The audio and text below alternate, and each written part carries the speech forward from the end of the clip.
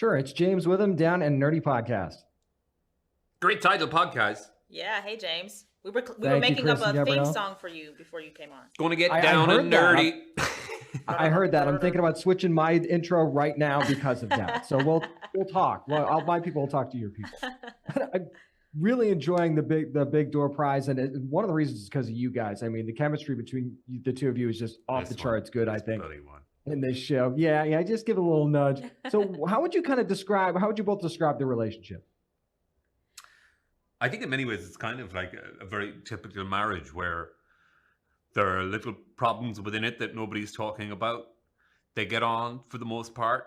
They're quite kind to each other.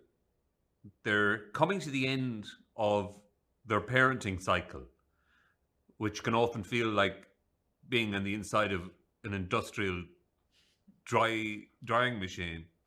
And I feel like they are then when this machine turns up and upends their community, they are very much at the eye of that particular hurricane. Especially being high school sweethearts, it's kind of like neither have really explored outside of the world of Cass and Dusty as a union. So I think when this Morpho machine swoops down and spreads its wings, it's just kicking up a lot of dust that nobody asked for. So, yeah. And they find themselves right in the middle of this, this tornado of new information and newfound curiosity and discovery and questions that they may or may not have known existed within themselves. The Morpho machine's definitely interesting because I feel like it's the catalyst, but do you kind of feel like because maybe it's a small town and everything, are the people themselves more the real influence over the two of them than the actual Morpho machine, you think?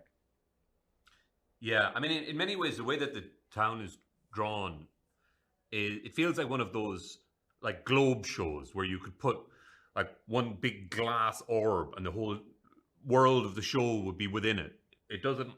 We don't talk that much about what's happening in pop culture or any of those kind of things. It is its own place. It feels like it is a microcosm of American society in loads of ways.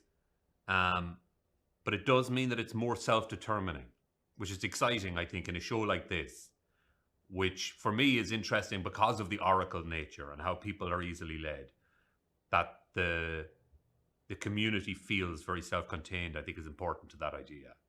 It's kind of one of those things, is the chicken or the egg first, right? It's like if the machine when the machine's there, it piques your interest, you want to try it.